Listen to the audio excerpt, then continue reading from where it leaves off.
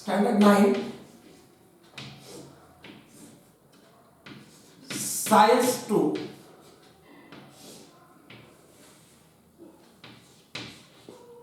Chapter 15, Life Processes in Living Organisms.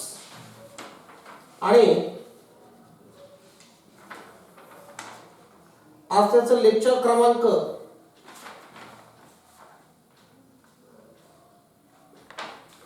आहे 4.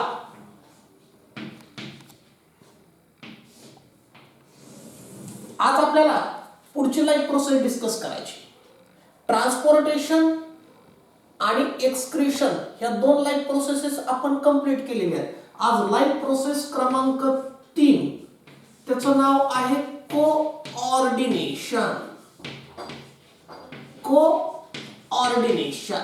आता coordination याला मराठीमध्ये म्हणतात सुसूत्रता.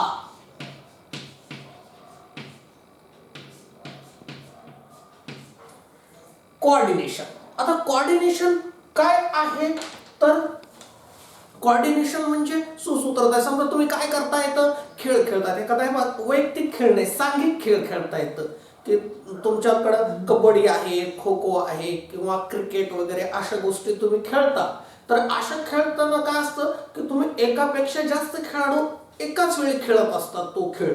आणि मग अशा वेळेस काय लागतं की तुमच्या सर्व खेळाडूंमध्ये काय लागतं, सुसूत्रता लागते, एक व्यवस्थितपणा लागतो, कोऑर्डिनेशन लागतो. आता तुम्ही क्रिकेट खेळताना अगदी आंतरराष्ट्रीय खेळ असू दे किंवा तुमचा स्थानिक खेळ असू दे लोकल, त्यावेळेस जो प्लेयर तिकडे बाउंड्रीवर उभा आहे त्याला सांगावं लागतं का रे हे चेंडू तुझ्याकडे यायला लागलाय म्हणून? नाही, तो अलर्ट असतो. त्याच्याकडे चेंडू आला की तो बरोबर पळतो त्या दिशेला, फिल्डिंग करतो, परत फेकतो वापस. म्हणजे काय असतं, सुसूत्रता असते. आणि सुसूत्रता असेल, कोऑर्डिनेशन असेल, then it will run very softly. जे काय आहे तो खेळ अगदी सॉफ्टली रन होईल, स्मूथली रन होईल. आणि हे जर का कोऑर्डिनेशन नसेल तर बट्ट्याबोळ होऊन जाईल त्या खेळाचं. अगदी हेच सूत्र आपल्याला इथं विज्ञानात वापरायचंय. काय आहे की in multicellular organisms many organ systems they are working together simultaneously. अगदी अनेक वर्किंग सिस्टम्स ह्या एकाच वेळी कार्य करत असतात. की समजा मी आता तुम्हाला बोलतोय तर माझं रेस्पिरेटरी सिस्टम चालू आहे, जे का थोडंफार खाल्लंय त्याचं डायजेस्टिव्ह सिस्टम चालू आहे, बरोबर आहे ना, की सगळं. आणि मग ह्या सगळ्याच सिस्टम्स एकत्र चालू आहेत. आणि मग एकत्र चालू असल्यामुळे त्यांच्यामध्ये काय लागतं, कोऑर्डिनेशन लागतं. In multicellular organism several different organ systems they are working together simultaneously for their smooth working, for their correct working without any disturbance. Coordination is necessary. आपल्याला समजा विचारलं की why coordination is necessary, तर सांगायचं in living organism many organ systems are working together. आणि सगळ्यात महत्त्वाचा शब्द म्हणजे simultaneously. For their smooth and correct working, coordination between them is very much necessary. म्हणून कोऑर्डिनेशन आवश्यक आहे. आणि समजा कोऑर्डिनेशन चुकलं, लॅक ऑफ कोऑर्डिनेशन होतं ना. आपण म्हणतो की मी आजारी पडलो, तर बऱ्याच वेळा काय असतं माहिती का, की आपण आजारी पडलो म्हणजे काय असतं, कुठंतरी यांचं जे वर्किंग सिस्टमचं जे कोऑर्डिनेशन आहे ते काय झालेलं असतं, चुकलेलं असतं. त्याच्यामध्ये काहीतरी कमतरता आलेली असते, त्याच्यामध्ये काहीतरी लॅक आलेला असतो. दिस लॅक ऑफ कोऑर्डिनेशन काय होतं, the desired process remain incomplete. जी काय डिझायर्ड प्रोसेस आहे ती काय राहते, इनकम्प्लीट राहते. समजा डायजेस्टिव्ह सिस्टम मध्ये ऑर्गन्स आहेत आणि एखाद्या सुद्धा ऑर्गन असहकार पुकारला, मी नाही कोऑर्डिनेट करणार, तो पोट दुखायला लागतं. हो, द लॅक ऑफ कोऑर्डिनेशन जे आहे it leads the incompletion of that particular life process. त्या लाईफ प्रोसेसचं काय होतं, तिथं इनकम्प्लिशन होतं. आणि काय होतं, ती लाईफ प्रोसेस काय होते, ती त्या ठिकाणी फेल होते. म्हणजे for smooth working of multicellular body coordination is very much necessary. आणि आता जसं आपण एक्सक्रिशन पाहिले, एक्सक्रिशन इन प्लांट्स आणि एक्सक्रिशन इन ह्युमन्स. अगदी त्याच पद्धतीनं आपल्याला इथं पाहायचं आहे कोऑर्डिनेशन इन प्लांट्स आणि कोऑर्डिनेशन इन ह्युमन्स. तर पहिल्यांदा आपण पाहू याच्यामधला मुद्दा coordination in plants. Coordination in plants. की प्लांट्स मध्ये प्लांट सुद्धा मल्टीसेल्युलर आहे, त्याचं कोऑर्डिनेशन कसं होतं ते आपल्याला इथं शिकायचं. Coordination in plants. तर काय आहे, plants do not have nervous system और मस्क्युलर सिस्टम लाईक ॲनिमल्स. हे बघा, प्लांट्स मध्ये तर नर्वस सिस्टम पण नाही आणि मस्क्युलर सिस्टम पण नाहीये. की जसं ॲनिमल मध्ये काय ब्रेन आहे, स्पायनल कॉर्ड आहे, वेगवेगळ्या प्रकारच्या मसल्स आहेत. पण प्लांट्स मध्ये आहे का? प्लांटला मेंदू आहे का? No, not at all. प्लांटला मसल्स आहेत का? नाहीये. मग त्यांचं कोऑर्डिनेशन कसं होतं? आता आपलं जे कोऑर्डिनेशन होतं बरंचसं नर्वस सिस्टम आणि मस्क्युलर टिश्यू करतं, पण प्लांट्समध्ये तर दोन्ही सिस्टम ऑब्सेंट आहेत. मग सगळ्यात महत्त्वाचा प्रश्न पडतो की यांचं कोऑर्डिनेशन कसं होतं? कारण ह्युमन्समधलं जे कोऑर्डिनेशन होतं ते नर्वस सिस्टम आणि मस्क्युलर टिश्यूच्या मार्फत होतं. प्लांट्समध्ये तर दोन्ही ॲब्सेंट आहेत. मग कोऑर्डिनेशन कसं होतं? तर प्लांट्समध्ये ज्या आहेत the different types of movements of plants, different types of movements of plants brings coordination in plants. Plants मध्ये काय होतं की डिफरंट टाइप्स ज्या आहेत त्या काय करतात, कोऑर्डिनेशन घडून आणतात. आता ह्या ज्या मुवमेंट्स आहेत तर ह्या मुवमेंट्स ज्या आहेत there are two types of movements. दोन प्रकारच्या मुवमेंट्स आहेत. कोणत्या कोणत्या? There are two types of movements. की ज्या मुवमेंट्स काय करतात, कोऑर्डिनेशन घडून आणतात. ह्या दोन प्रकारच्या आहेत. याच्यामधला पहिला प्रकार आहे growth relevant movements. Growth relevant movements. आणि दुसरा जो प्रकार आहे तो आहे ग्रोथ इररिलिव्हंट मुवमेंट्स. ह्या दोन प्रकारच्या मुवमेंट्स प्लांट मध्ये घडून येतात आणि त्याद्वारे त्यांचं कोऑर्डिनेशन होतं. बरं, ह्या मुवमेंट्स घडायला सुद्धा काय लागतं, एक स्टिम्युलस लागतो. कोणत्या मुवमेंट्स फुकतच होत नसतात, त्याला एक काय लागतं, एक स्टिम्युलस लागतो. स्टिम्युलस म्हणजे काय आहे, एक उद्दीपन आपण मला म्हणतो की ज्याला आपण काय म्हणतो, एक स्ट्रॉंग रिझन लागतं. की मुवमेंट्स जर का व्हायची म्हटलं तर एक strong reason, without strong reason movement होत नाही. एक स्ट्रॉंग रिझन लागतं काय, कशाला, की ह्या मुवमेंट्स व्हायला. तर आता ज्या आहेत पहिल्यांदा आपण मग डिस्कस करू ग्रोथ काय आहे, relevant movements. Growth relevant movements.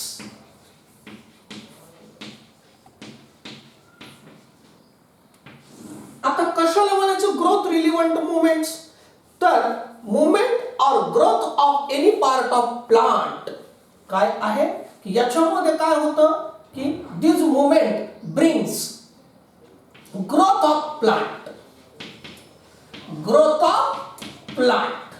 की याच्यामध्ये काय होतं की this movements causes growth of plant. की ह्या ज्या मुवमेंट्स आहेत ह्या मुवमेंट्स काय होतात, कोऑर्डिनेशन तर घडून आणतातच, पण सोबत काय घडून आणतात, growth of plant takes place. की ह्या मुवमेंट्स घडत असताना ग्रोथ ऑफ प्लांट काय होते, टेक्स प्लेस. म्हणून याला काय म्हणायचं, ग्रोथ रिलिव्हंट मुवमेंट्स. आणि ग्रोथ इररिलिव्हंट मुवमेंट्स म्हणजे काय होईल, की त्या मुवमेंट्समुळे प्लांट पार्टची कोणतीही ग्रोथ घडून येत नाही. तर काय आहे ग्रोथ रिलिव्हंट मुवमेंट्स, इथं growth of plant takes place. आणि मग काय आहे, this are also known as ट्रॉपिझम.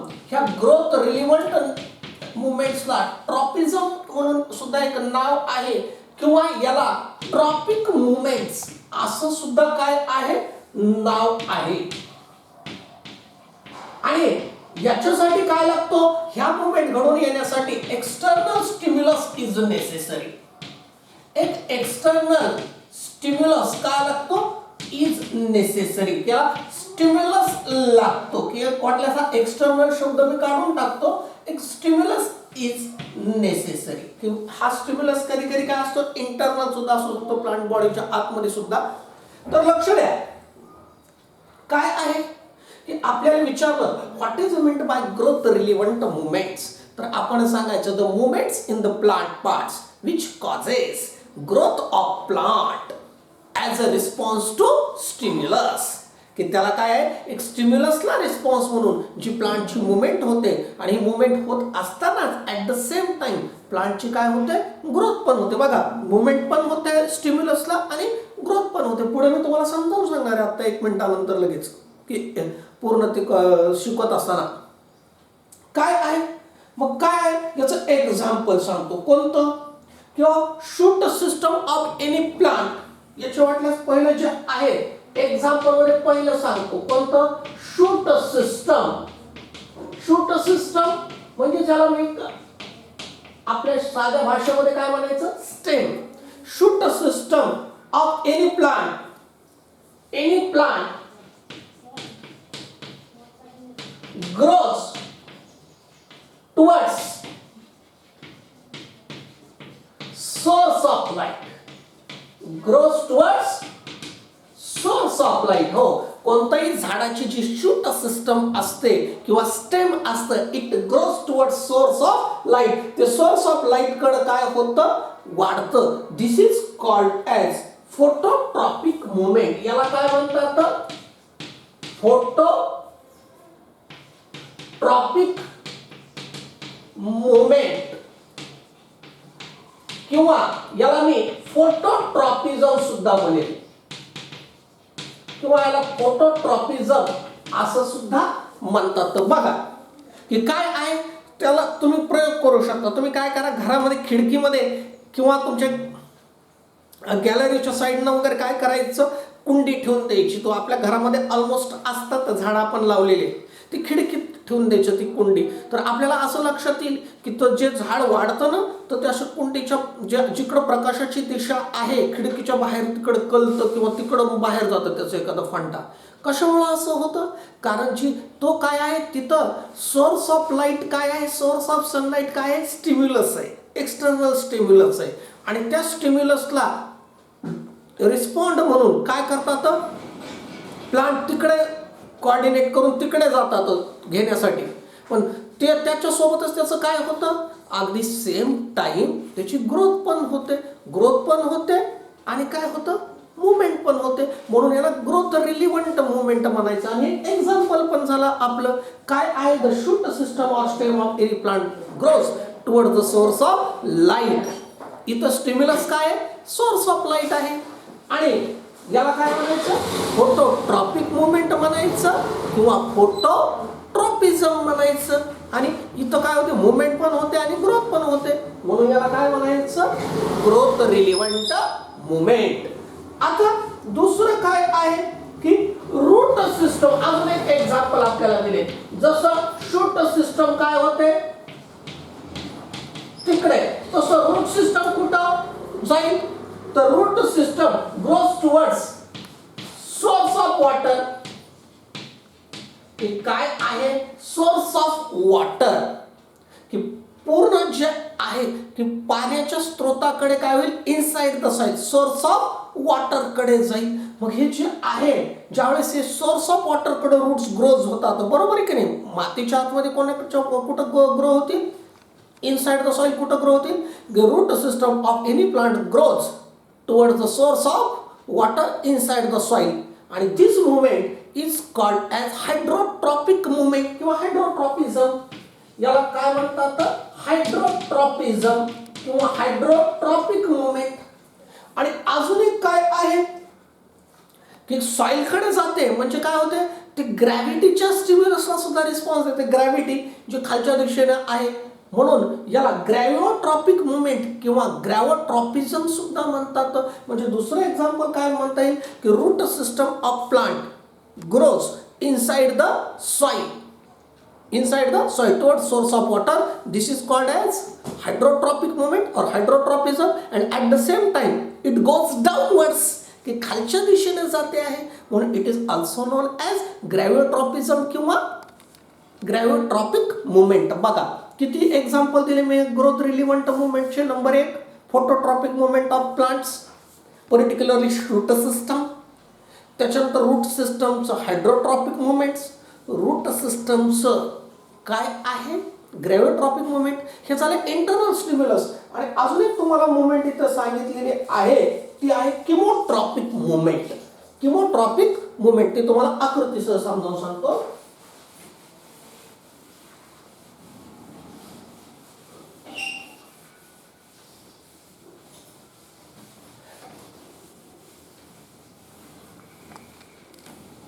Growth relevant मुवमेंटच काय आहे, ग्रोथ रिलिव्हंट मुवमेंटच काय आहे एक्झाम्पल आहे, त्याला किमोट्रॉपिक मुवमेंट म्हणतात किंवा किमोट्रॉपिझम म्हटलं तरी चालतं. नंबर 4 चं एक्झाम्पल आहे किमोट्रॉपिक मुवमेंट. आता किमोट्रॉपिक मुवमेंट, इथं किमो म्हणजे जे आहे केमिकल, इथं स्टिम्युलस काय केमिकल. जसं फोटोट्रॉपिक मुवमेंट्स मध्ये स्टिम्युलस काय आहे सोर्स ऑफ लाईट आहे, बरोबर आहे. हायड्रोट्रॉपिक मुवमेंट मध्ये सोर्स म्हणजे स्टिम्युलस काय आहे सोर्स ऑफ वॉटर आहे. किंवा ग्रॅव्हिट्रॉपिक मुवमेंट मध्ये काय आहे की काय ग्रॅव्हिटी हा स्टिम्युलस आहे. तसा किमोट्रॉपिक मुवमेंट किंवा किमोट्रॉपिझम मध्ये काय कोणता सोर्स आहे तर केमिकल्स आहेत. आता हे केमिकल्स कुठे असतात, these are present inside the plant body. हे प्लांट बॉडी मध्येच असतात. आणि आपल्याला जसं एक्झाम्पल इथं दिलेलं आहे कोणतं आहे लक्ष द्या. अगोदर आकृती काढतो मी, हे परत आपल्याला दाखवायला भेटायला येणारच आहे.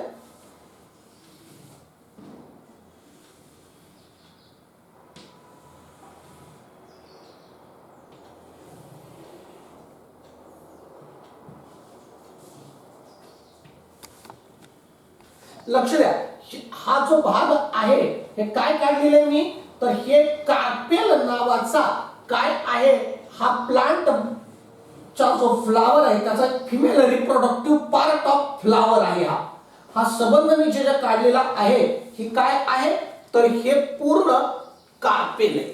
हे पूर्ण काय आहे बा पुस्तकात तुम्हाला सांगितलेलं आहे ना विचार, पण इथं सांगतो मी.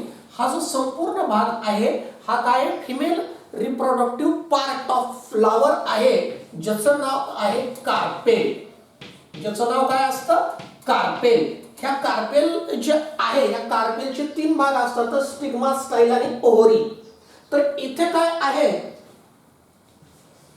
आपण अगदी सिंपल याच्यामध्ये दाखवायचं की इथं काय असतं ओव्हरी असते. काय असते ओव्हरी. आणि ह्या ओव्हरीच्या आतमध्ये काय असतं ओव्ह्यूल असतं. ओव्ह्यूल म्हणजे काय असतं तर हे आपण म्हणतो फिमेल एग सेल्स ज्या आहेत त्याला ओव्ह्यूल म्हणायचं. ही असते ओव्हरी आणि हे आहे ओव्ह्यूल. हे जे आहे हा ओव्ह्यूल म्हणजे काय असतो तर फिमेल गॅमेट असतो. आणि हे फिमेल हे केमिकलच्या स्वरूपात आहे हे ओव्ह्यूल. आणि काय होतं की ज्यावेळेस पोलन ग्रेन येतो, परागकण येतो आणि इथं चिटकतो आणि काय होतं पोलन ग्रेन वाऱ्याने वगैरे येतात. थोडंसं फार नवीन फार त्रोटक सांगितलं पण मला मी तुम्हाला थोडं समजावून सांगतोय. एक पोलन ग्रेन जो आहे तो येतो, त्याच्यामध्ये मेल गॅमेट्स असतात, हे फिमेल गॅमेट्स आहेत, केमिकल्स आहेत हे. आणि काय होतं नंतर याच्यामध्ये ह्या पोलन ग्रेन पासून एक पोलन ट्यूब तयार होते आणि इथपर्यंत रीच होते. ती कुठपर्यंत रीच होते अगदी ओव्ह्यूल पर्यंत. हे पहा ही पोलन ट्यूब जी आहे ही पोलन ट्यूब ऑलरेडी नसते, की फिमेल पार्ट मध्ये पोलन ट्यूब नसते बरं का. की जो कार्पेल आहे ह्या कार्पेल मध्ये पोलन ट्यूब नसते. ज्यावेळेस एखादा पोलन ग्रेन येऊन तिथे चिटकतो आणि नंतर हे ओव्ह्यूल म्हणजे काय आहे तर फिमेल जर्म सेल्स आहेत, ह्या केमिकल्स आहेत आणि त्याला रिस्पॉन्स म्हणून एक मुवमेंट तयार होते. काय तयार होते आणि त्या मुवमेंटला किमोट्रॉपिझम म्हणतात. आणि हे जे स्ट्रक्चर आहे याला काय म्हणतात पोलन ट्यूब म्हणतात. याला काय म्हणतात पोलन ट्यूब तयार होते. हे थोडंसं सांगणं आवश्यक आहे, नाहीतर तुम्हाला नवीला काय केलेलं आहे डायरेक्टली डायग्राम दिलेली. पण एक लक्षात आलं पाहिजे हे काय पाठ क्रमांक 169 वरची जी डायग्राम आहे हिरव्या रंगाची, हे काय भांडं काढलेलं आहे भांडं नाही ते काय आहे कार्पेल आहे. कार्पेल काय आहे? हो, नीट लक्ष द्या. Female reproductive part of flower. आणि इतर काय असतं की त्याचा हा जो खालचा सोलन भाग आहे त्याच्यामध्ये काय असतं? ओव्ह्यूल असतं. ओव्ह्यूल केमिकल्स आहे. हा, आणि पोलन ग्रेन जेव्हा चिटकतो तर ह्या केमिकल्सला रिस्पॉन्स म्हणून एक ट्यूब तयार होते, त्याला पोलन ट्यूब म्हणायचं. आणि ही कशाची आकृती आहे? किमोट्रॉपिक मुवमेंटची आकृती आहे. आता काय तर movement of plant as response to certain chemicals, किंवा मुवमेंट ऑफ प्लांट म्हणण्यापेक्षा मुवमेंट ऑफ प्लांट पार्ट्स म्हणेल मी. The movement of plant parts as a response to certain chemicals, काही विशिष्ट अशा रसायनाला एक प्रतिसाद म्हणून जी काय मुवमेंट होते त्या मुवमेंटला काय म्हणायचं? किमोट्रॉपिक मुवमेंट किंवा किमोट्रॉपिझम. आणि त्याचं एक्झाम्पल काय आहे तर हे आहे. तर काय आहे एक्झाम्पल त्याचं? The growth of pollen tube towards the ovule. ही काय आहे? काय वाटतं इथं लिहितो? हे काय एक्झाम्पल आहे? Growth of pollen tube towards ovule. हे काय आहे तर हे याचं काय आहे? एक्झाम्पल आहे. ही आकृती सुद्धा महत्वाची आहे बरं का, की आपल्याला वाटतं तिथं नुसतं ऑब्झर्व म्हणून दिलेलं आहे. अजून एक तुम्हाला तिथं डायग्राम मध्ये दिलेलं आहे पण डिस्क्रिप्शन मध्ये दिलेलं नाहीये, ते आहे थिग्मोट्रॉपिक रिस्पॉन्स म्हणून बरं का. एक नुसतं ऐकून घ्या की तिथं टेंड्रिल्स वगैरे दिले. आता थिग्मोट्रॉपिक रिस्पॉन्स तुम्हाला कुठं बघायला भेटतो? आपण समजा वेल लावले, घरामध्ये लावतो ना, क्रिपर्स वेल लावतो ना आपण, दोडक्याचा वेल, कारल्याचा वेल, काकडीचा वेल, वॉटरमेलॉनचा वेल, असे वेल असतात किंवा काही फुलांचे वगैरे वेल असतात. तुम्ही जर समजा तो वेल तुमच्या घरामध्ये अंगणामध्ये वगैरे असेल एखादा वेल आणि तो भिंतीवरून वर जात असेल तर नीट लक्ष द्या की रस्त्यात एखादा खिळा वगैरे काही किंवा हाटपाट आला तर तो ते स्वतःला तिथं काय होतात, त्याचे धागे निघतात आणि ते त्याला गुंडाळून घेतात. त्याच्यामुळे तो वेल असं लवकर निघत नाही. ते आणि ते जे टेंड्रिल्स येतात ना बाहेर, धागे उगाचच येत नाहीत. त्यांना जर का एखादा रस्त्यात खिळा वगैरे दिसला, हो दिसला म्हणजे जाणवलं, तर ते लगेच ते टेंड्रिल्स येतात आणि त्याला गुंडाळून घेतात. याला काय म्हणतात तर थिग्मोट्रॉपिक मुवमेंट म्हणतात किंवा थिग्मोट्रॉपिक रिस्पॉन्स म्हणतात. ते तुम्हाला फक्त डायग्राम मध्ये मेन्शन केलेले, डिस्क्रिप्शन मध्ये मेन्शन केलेलं नाही आहे. कारण काय आहे की कशामुळे डिस्क्रिप्शन मध्ये मेन्शन केलेलं नाही तर तो ह्या वर्षीचा तुमचा ती जी चौकट आहे तो स्किप्ड पार्ट आहे, पण तरी डायग्राम मध्ये आहे म्हणून मी सांगितलं. तर काय आहे तर किती एक्झाम्पल दिलेले आहेत आपल्याला. तर एक्झाम्पल क्रमांक 1 phototropic movement of shoot system. Example क्रमांक 2 कोणतं आहे? Hydrotropic movement of root system. Example क्रमांक 3 gravitropic movements of root system. Number 4 chemotropic movements. आणि नंबर 5 की जे ह्या वर्षी स्किप आहे पण लक्षात राहू द्यायचं, कोणतं? थिग्मोट्रॉपिक मुवमेंट्स. तर हे जे काय आहे हे काय आहे? कोऑर्डिनेशन इन प्लांट्स मधले ग्रोथ रिलिव्हंट मुवमेंट. आता आपल्याला काही ग्रोथ इररिलिव्हंट मुवमेंट्स सुद्धा सांगितलेले आहेत, त्याचे फक्त काय दिलेले आहेत तर एक्झाम्पल्स दिलेले आहेत. आता तुम्हाला सांगतो, आता ग्रोथ इररिलिव्हंट मुवमेंट्स म्हणजे काय तर the movements in plant parts. Movements in plant parts that does not cause any growth. कोणतीच ग्रोथ होत नाही त्यानं. कोणते आता समजा काय आहे? मायमोसा प्लांट आहे. मायमोसा MIMOSA. मायमोसा म्हणजे लाजाळूचं झाड आहे. आपण त्याच्या पानाला टच केलं तर काय होईल तर त्याची पानं मिटतात. त्याची पानं काय होतात? मिटतात. थोड्या वेळाने परत उघडतात. आपण दिवसभर जरी त्याला टच करत बसलो तर त्याच्या पानाच्या साईजमध्ये काही वाढ होईल का? होईल का त्याच्या पानात? म्हणजे ग्रोथ होईल का? मुवमेंट व्हायला लागली पण ग्रोथ व्हायला लागली का? नाही व्हायला लागली.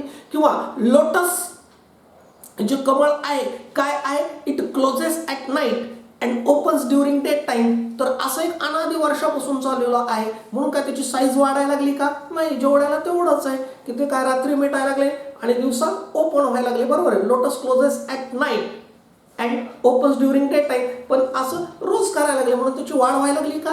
नाही, जेवढ्याला तेवढंच राहिले. म्हणजे काय आहे? आपण हे दुसरं एक्झाम्पल म्हणू शकतो. कोणतं? Growth irrelevant movements. की काय आहे? कोणतीच ग्रोथ होत नाही. मुवमेंट होतात पण कोणतीच ग्रोथ होत नाही. नंबर 3 कोणतं आहे? की ट्यूबरोजेस आहेत, ज्याला आपण निशिगंध म्हणतो, which opens at night and closes during day time. त्याने काय होतं का? त्याने काय होत नाही. तर जे आहे movement of tuberoses, movement of lotus, movements in mimosa plants, ह्या सगळ्या काय आहेत? ग्रोथ इररिलिव्हंट मुवमेंट्स आहेत. एवढंच नाही, काही जे आहे की पूर्ण हे आपल्याला फक्त त्याचे काय येतील एक्झाम्पल्स येतील की ग्रोथ इरिलेव्हंट मुवमेंट्स, त्याचे फक्त ह्या वर्षी तुम्हाला काय आहेत त्याचे फक्त एक्झाम्पल्स आहेत की सध्याचा जो तुमचा जो सिलेबस आहे की बराचसा काय आहे की ह्या कोरोना काळामुळे काही स्किप्ड सिलेबस आहे, त्याच्यामुळे ग्रोथ इरिलेव्हंट मुवमेंट्सचे तुम्हाला फक्त काय दिलेले आहेत एक्झाम्पल्सच ह्या वर्षी काय केलेले तर सांगितलेले आहेत. काय हरकत नाही, आज के लिए इतना ही.